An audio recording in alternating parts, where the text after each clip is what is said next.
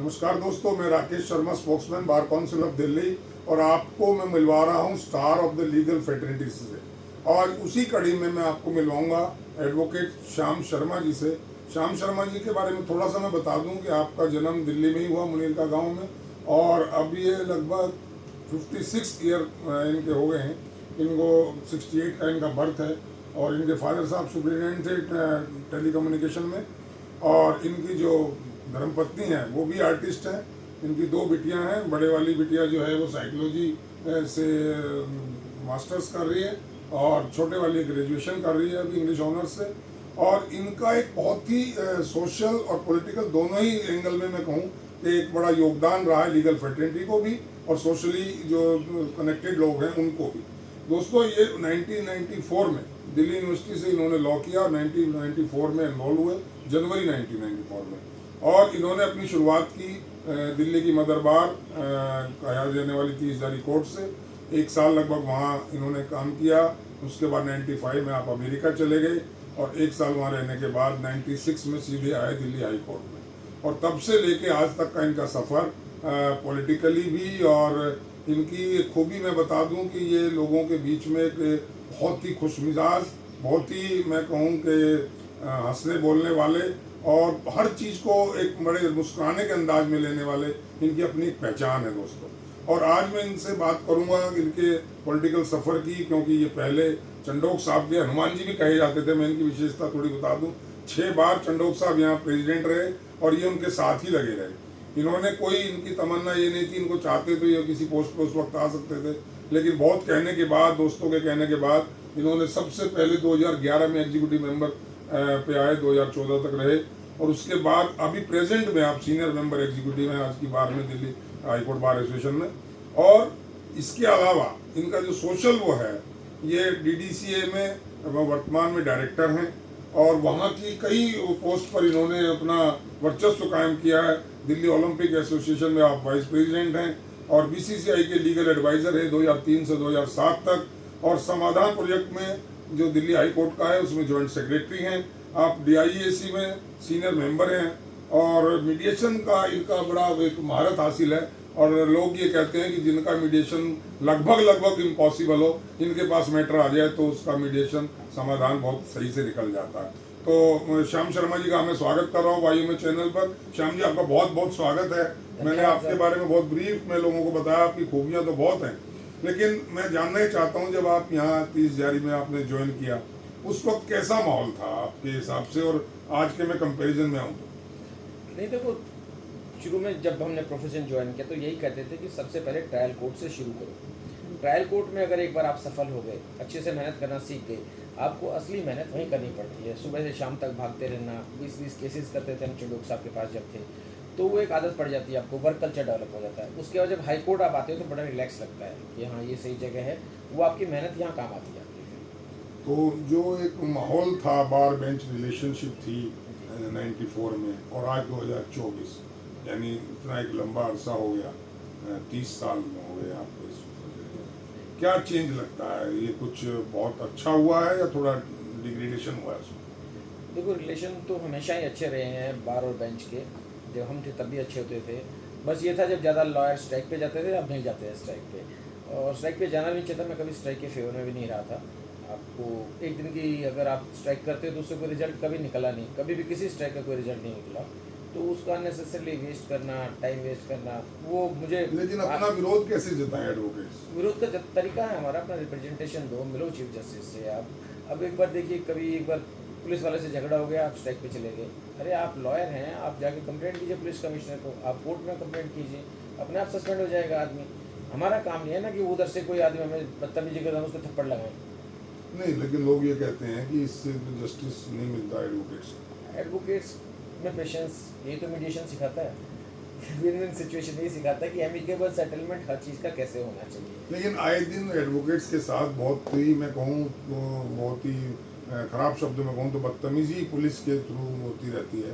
तो इसका कोई सॉल्यूशन आपका अपने पास है? कल को आप, मुझे सुना है कि आप वाइस प्रेसिडेंट का इलेक्शन भी लड़ रहे हैं आने वाला, तो क्या ब्लूप्रिंट है इस तरह का जो कोऑर्डिनेशन है वो अच्छा बने? देखो मेरा कहना ये है कि लॉयर्स अगर ग्रेसफुल रहे तो उसके साथ कोई बदतमीजी नहीं कर सकता, और कोई अगर बदतमीजी करता है तो आपके पास कानून की कलम है।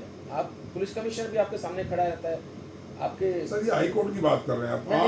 आम जो डिस्ट्रिक्ट कोर्ट का एडवोकेट है, जब वो थाने में किसी वजह से चला जाता है तो उसके साथ बहुत ही मिसबिहेव नहीं, बहुत ही बुरा व्यवहार किया गया। तो हमारी बार एसोसिएशन जो है उनका फर्ज बनता है ना कि हमारी पूरी बार एसोसिएशन वहाँ जाए, हायर ऑफिसर से मिले और उसके खिलाफ एक्शन ले। नहीं लेते हैं ना। गोली चल गई तो 30 जारी कोर्ट में 2 नवंबर 2019 में आपने देखा होगा, गोली चली लॉयर्स के बीच में, लॉयर्स को गोली मारी गई, 2 लॉयर्स को गोली लगी थी, आपको ध्यान होगा, जो गोली कांड हुआ था, जो इसके बाहर हुआ था अपना लॉकअप के बाहर, लॉकअप के बाहर जो हुआ था, उसमें क्या हुआ आज तक एज इट इज है, कोई पनिशमेंट पुलिस वालों को नहीं मिली। उसमें आपने रिपोर्ट देखी है कि किसकी गलतियां थी, कैसे कहाँ से शुरू लॉयर्स की हुआ? तो नहीं थी, जो उनको गोली लगी उनकी गलती कहाँ से, निहत्तों को गोली शर्मा लगी, जी देखो निहत्तों को हर गोली चीज़ लगी। को देखिए आप लॉयर्स के रिप्रेजेंटेटिव बनने जा रहे हैं, वाइस प्रेसिडेंट बनने जा रहे हैं, तो मैं तो नहीं मानता कि उसमें लॉयर्स की। अच्छा एक बात बताइए मुझे, ये झगड़े जो ये ठीक है, आक्रोश में नहीं, कोई स्टेप नहीं, गलत उठाओ। नहीं, मुझे आप ये बताइए, ये झगड़े हाई कोर्ट में क्यों नहीं होते, ये झगड़े सुप्रीम कोर्ट में क्यों नहीं होते? क्योंकि सीसीटीवी कैमरे लगे हुए हैं हमारे यहाँ लॉयर्स को रिस्पॉन्सिबल हैं, उन्हें पता है कि हमारा काम, लॉयर का स्ट्रक्चर एक तो आप कहते हो कि डीसीपी से स्टार्ट होता है, तो आपने किसी डीसीपी को देखा है कभी किसी मुंशी के साथ गुत्थागुत्थी करते हुए? नहीं देखा ना। तो हम लॉयर जो हैं वो किसी सिपाही के साथ क्यों लग जाते हैं? हमारे पास कलम है ना, उसके हायर ऑफिसर्स को लिखे, पुलिस कमिश्नर को लिखे, डीसीपी को लिखे, नहीं मानता कोर्ट में आए, मैं गारंटी देता हूँ दोबारा से हिम्मत नहीं करेगा किसी लॉयर की तरफ देखने का। हमारे साथ तो मिसबिहेव हुआ नहीं, आप प्यार से बोलोगे प्यार से, आपको उसके लेवल पर उतरना पड़ेगा। एक 18 घंटे कोई पुलिस का सिपाही काम करता है, तो डोंट एक्सपेक्ट हिम कि वो आपसे कहेगा कि आप यहाँ से हट जाइए, वो कहो तू गाड़ी हटा यहाँ से, तो आपको उसके लेवल पे आना पड़ेगा, उसकी गर्मी देखनी पड़ेगी, इस 47 टेम्परेचर में खड़ा है। मैं पुलिस का सपोर्ट नहीं कर रहा, जहाँ वो गलत है उनको सजा मिलनी चाहिए। ऐसे चोर जो है ना, जब थाने में बैठे होते हैं वर्दी पहन के, तो उनके सामने एडवोकेट मैं जाऊं या आप जाएं, उस वक्त तो कोई नहीं पहचानते, उस वक्त तो बादशाह शर्मा होते जी एक कंप्लेंट उसके पर्सन नाम से फाइल कर दो आप, और 2 उसकी विजिलेंस में कंप्लेंट डाल दो, और 2 उसके हायर ऑफिसर को डाल दो। जब 6 जगह चक्कर काटेगा ना, जिंदगी में दोबारा किसी लॉयर को परेशान नहीं करेगा। ये मेरे साहब लिख के चलिए ले लो। मैं ऐसे केसेस आपको दूंगा, ये मुद्दा बहुत लंबा हो चलो जाएगा। उसको छोड़ो। मैं अब बात कर रहा बढ़ गया हूँ, मुद्दे आप डीडीसीए में इतना एक एक्टिव रोल डायरेक्टर हैं अभी, और आपका एक बहुत ज़बरदस्त प्रैक्टिस भी है आपकी, मैं देखता हूँ, सभी को पता है। तो इधर आप पॉलिटिक्स में भी बहुत एक्टिव हैं, सीनियर मेंबर एग्जीक्यूटिव हैं अभी भी, तो ये जो तालमेल है आपका वर्क में, उधर डीडीसीए में, इधर यहाँ की पॉलिटिक्स में, इन तीनों में करके कहीं ऐसा तो नहीं आप फैमिली के लिए अनजस्टिस कर रहे हैं? देखो जो मैं कर रहा हूँ वो 1% भी नहीं है जो अरुण जेटली जी करते थे।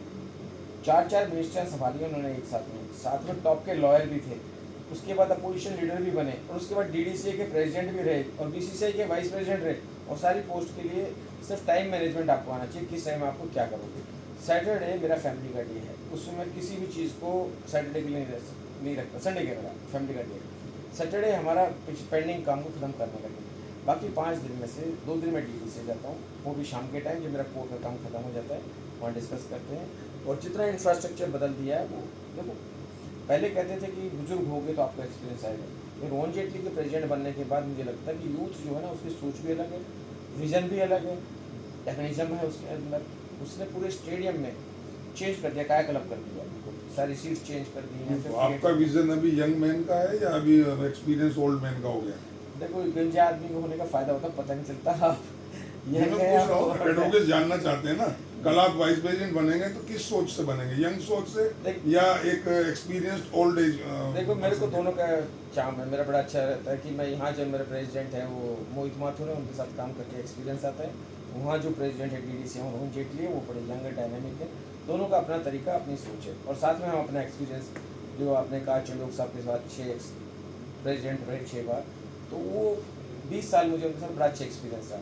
ये ब्लॉक 2 जिसमें आप बैठे हैं ये उनके टेन्योर में बना, ब्लॉक 3 उनके टेन्योर में बना, एडमिनिस्ट्रेटिव ब्लॉक उनके टेन्योर में बना, नया एस ब्लॉक जिसमें आजकल फंक्शंस हो रहे हैं, ये पिटीशन उनके टेन्योर में हमने डाली थी, तब मोहित माथुर सेक्रेटरी थे, तो प्रेसिडेंट सेक्रेटरी का कॉम्बिनेशन बहुत अच्छा था हमारा, वो हमने लेके नया ब्लॉक बनवाया। इस सामने का बाबा नगर चलो उन्होंने काम किया, और तो उस टाइम हमें भी एक्सपीरियंस आ गया ना उस आपके काम ऊपर से। एक आरोप कहो या आपके बारे में ये कहा जाता है कि आप जो है एक एम्बेसडर हैं, आप कड़ी हैं लोगों को लोगों से मिलाने वाली, और आप हाईफाई रिलेशंस में ज़्यादा विश्वास रखते हैं। Is it right? देखो मेरे तो हाई फाई नहीं, मैं तो ये कहता हूँ कि मैं ट्रेन का आखिरी स्टेशन हूँ, जहाँ आपको ना अभी भी मेरा दोस्त जो बिल्कुल ग्रास रूट के थे, जो हम स्कूटर पर घूमते थे, रविंदर अग्रवाल तीसरे जरे वाले और मैं, आज भी मेरा वो सबसे अच्छा दोस्त है, सबसे पुराना दोस्त है। आज भी मेरे वही 6 दोस्त जो 30 हज़ार से स्टार्ट किए थे वही सबसे क्लोज दोस्त हैं। हाँ, ये दूसरी बात है कि मैं इंडियन टीम का मैनेजर भी बन चुका हूँ, बीडीसी में डायरेक्टर हो गया हूँ, सीनियर सारे एडवोकेट्स अच्छे से रिकगनाइज करते हैं, उनकी पार्टीज में मिलता हूँ। तो जितना मैं उनके क्लोज हूँ उतना ही मैं अपने ग्रास कभी रूट के दोस्त नहीं छोड़े। मेरे नहीं दोस्त नहीं, आरोप ये लगता है कि आप जो है टाई अप करते हैं, आपका जजेस लॉबी में बहुत बड़ा एक दखलंदाजी है, या यूँ कहूँ कि एक बड़ी सही सटीक अप्रोच है, तो लोग आपसे इसलिए भी दोस्ती ज़्यादा करना चाहते हैं, शायद श्याम जी कहीं काम आएंगे। अगर आप अपने रिलेशंस को मिसयूज़ नहीं करोगे तो इतने सालों में आप अपनी रेपुटेशन डेवलप कर लेते हैं। अभी जो मेरे को समाधान का जो वो बनाया गया है मेरे को जॉइंट सेक्रेटरी, तो एक कॉन्फ्रेंस हुई थी आगरा में हमारी, उसमें जस्टिस सचदेवा ने बड़ा अच्छा सा कहा। उन्होंने कहा कि शाम को हम क्रिकेट एडमिनिस्ट्रेटिव में देखते हैं, लेकिन इनकी बाकी कैपेबिलिटी नहीं देखते कि he was the youngest lawyer to go to United Nation General Assembly for NGOs at the age of 27।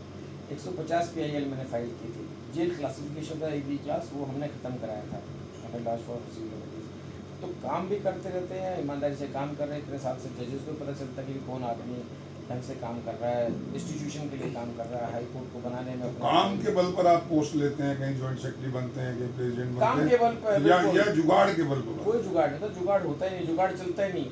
आप जुगाड़ अगर चल रहा हो तो राहुल गांधी 20 साल पहले प्राइम मिनिस्टर बन चुके हो, तो इस देश के जुगाड़ नहीं चलता, आपकी काबिलियत चलती है।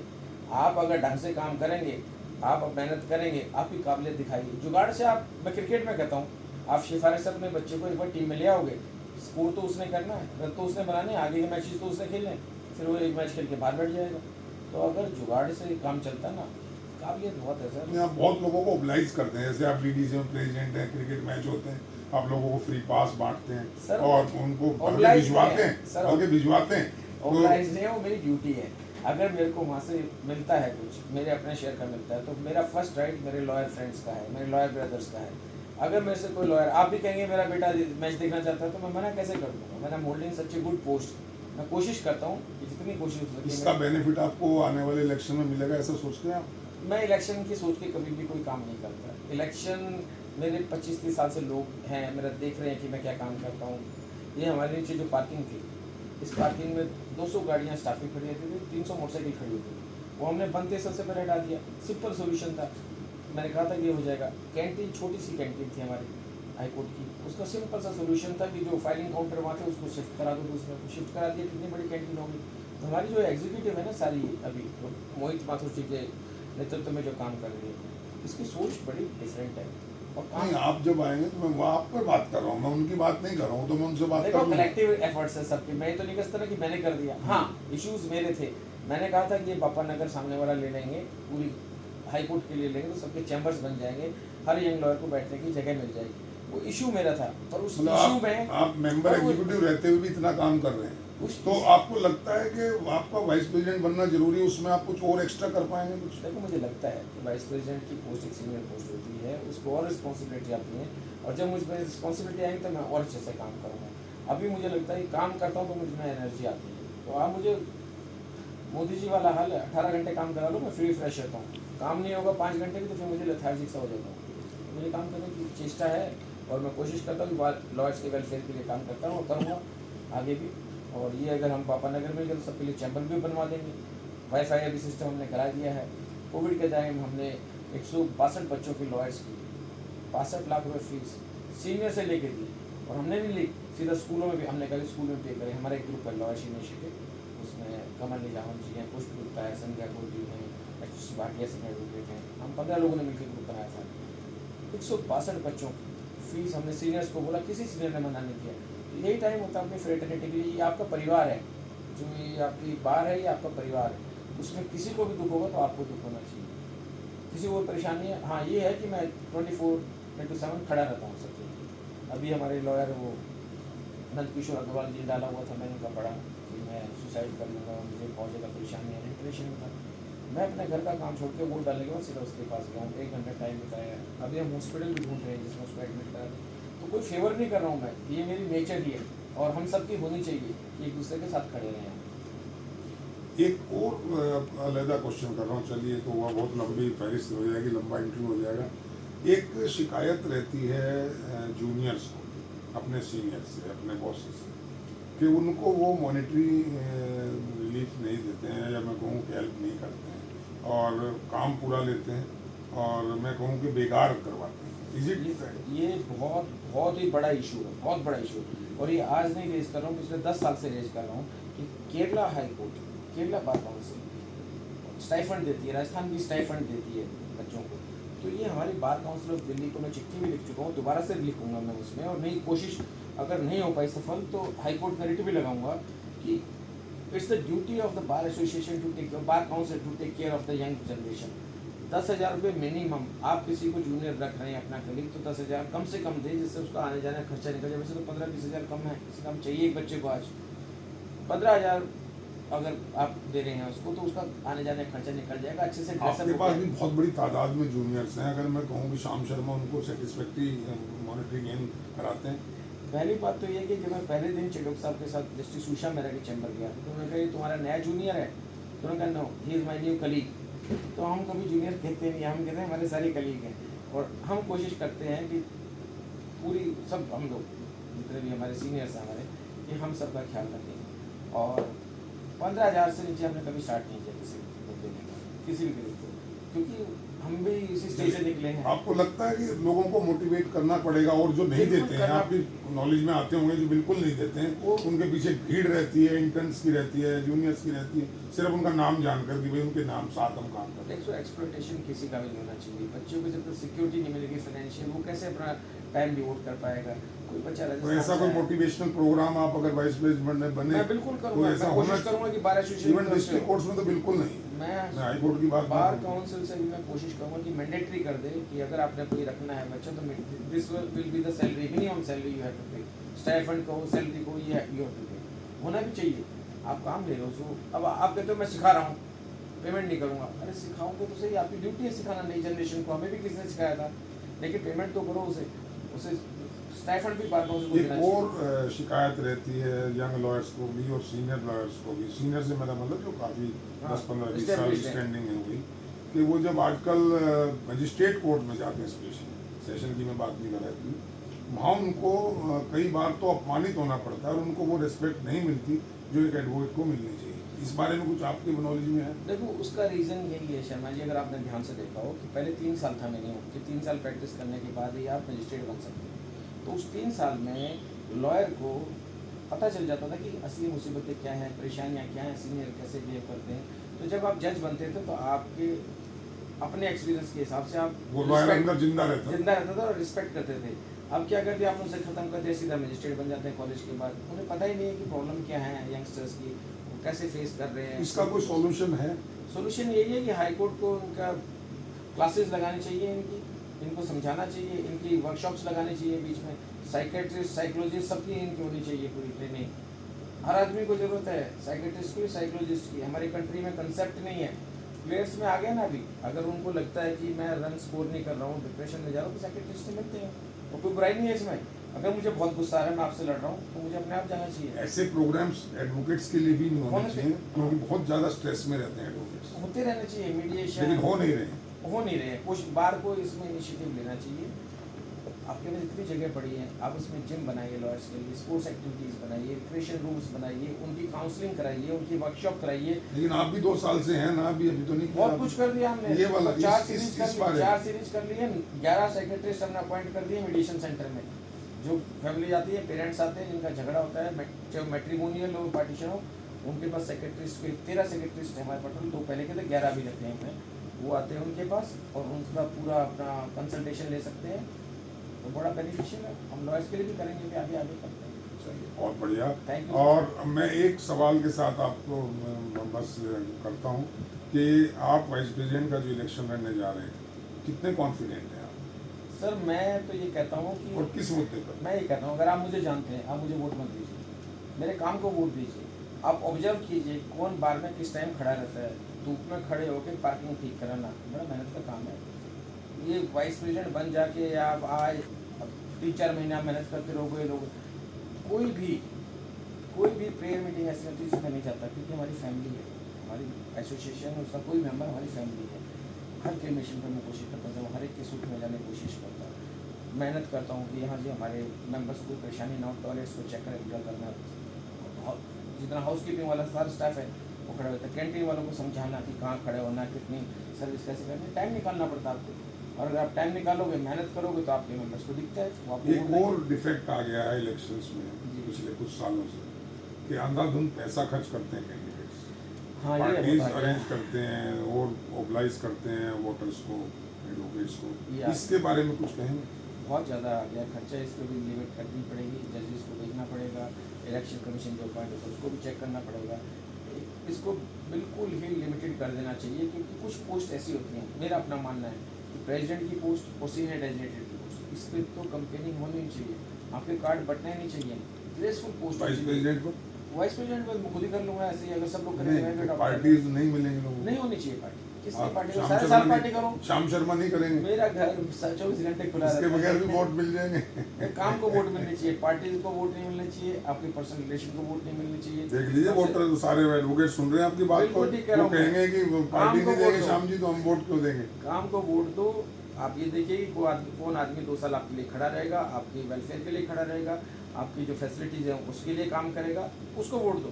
मेरे से अच्छा कोई काम करा उसे वोट दो, मैं नहीं ये करता। अब कोई 3-4 महीने में आ जाए और कहे जी मैं काम करूँ। 2 मिनट का मैसेज जो आपके यंगर छोटे भाई बहन हैं जो अभी एंट्री ले रहे हैं, उनके लिए कोई मैसेज, किस तरह से वो अपने कैरियर को बनाएं ताकि उनमें से भी कई श्याम शर्मा पैदा हो?